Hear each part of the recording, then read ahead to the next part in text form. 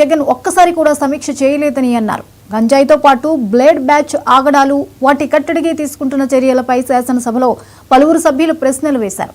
వీటికి హోంమంత్రి సమాధానమిచ్చారు. కూటమి ప్రభుత్వం అధికారంలోకి వచ్చినప్పటి నుంచి గంజాయి కట్టడికి చర్యలు చేపట్టామని తెలిపారు. ప్రత్యేక టాస్క్ ఫోర్స్ సబ్ కమిటీ ఏర్పాటు చేసి నేరస్తులను కట్టడి చేస్తున్నట్లు చెప్పారు. గంజాయి సాగు చేసినా, తరలించినా పీడీ యాక్ట్ కేసులు నమోదు చేస్తున్నామని, ఆస్తులు సైతం జప్తు చేసేలా చర్యలు తీసుకుంటున్నట్లు వెల్లడించారు. కేవలం రెండులోకి వచ్చిన వెంటనే గాంజాయి మీద ఉక్కుపాదం మోపాలి అన్న ఒక థియరిటికల్ గా మనందరం కూడా వెళ్ళడం జరిగింది అధ్యక్ష. దీనిలో భాగంగానే చూస్తే నిజంగా సభ్యులు అన్నట్టుగా ఈరోజు గాంజాయి అనేది ఎలా అయిపోయిందంటే ఎక్కడో ఏజెన్సీ ఏరియాలో పండే గాంజా కాస్త ఈరోజు స్కూల్ బ్యాగ్స్ లోకి వచ్చే పరిస్థితి వచ్చింది అధ్యక్ష. స్కూల్లో పిల్లలు కూడా గాంజాయి తీసుకునే పరిస్థితులకు వచ్చేసారు. అంటే లాస్ట్ 5 సంవత్సరాలు ఇందాక సభ్యులు మన వాసు గారు మాట్లాడినప్పుడు కనీసం గాంజాయి మీద కానీ గాంజా బ్యాచ్ గురించి కానీ బ్లేడ్ బ్యాచ్ గురించి కానీ దౌర్భాగ్యం ఏంటంటే ఒక సీఎం స్థాయిలో ఉన్న వ్యక్తి ఏ రోజు కూడా ఒక రివ్యూ తీసుకోకపోవడం, ఒక ఇన్ఫర్మేషన్ కనీసం తెప్పించుకోకపోవడం అధ్యక్ష. దీని పర్యవసానం ఏదంటే 5 సంవత్సరాలు దీన్ని క్యారీ ఫార్వర్డ్ చేసుకొని ఈ రోజు ఇంతవరకు రావడం జరిగింది అధ్యక్ష. దీని నేపథ్యంలో ఈ రోజు ఈ గాంజాని ఇమీడియట్ గా మనం అరికట్టాలి అనుకునేటప్పుడు చాలా ఎక్సర్సైజ్ చేసుకోవాల్సి వస్తుంది అధ్యక్ష.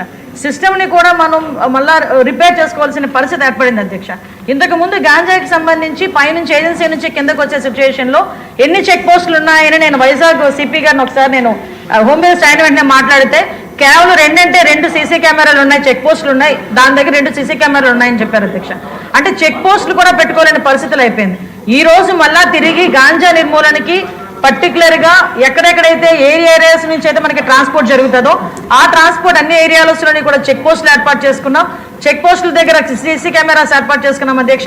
ఏ గాంజా తీసుకునే వ్యక్తి కూడా ఎక్కడ కూడా తప్పించుకోకూడదనే ఉద్దేశంతోనే సర్వేలెన్స్ కింద సీసీ కెమెరాలు ఆల్రెడీ ఫిక్స్ చేస్తున్నాం అధ్యక్ష.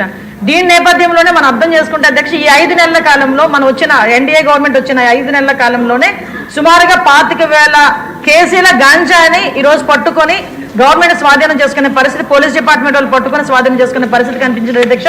దగ్గర 916 మందిని కూడా ఈ రోజు మనం జూన్ నుంచి అక్టోబర్ వరకు చూసుకుంటే 916 మంది మీద ఆల్రెడీ కేసులు నమోదైన వాళ్ళందరూ కూడా వెళ్ళారు అధ్యక్ష. ఇందాక గౌరవ సభ్యులు కూడా జైలుకి సంబంధించిన విషయం కూడా చెప్తున్నారు అధ్యక్ష.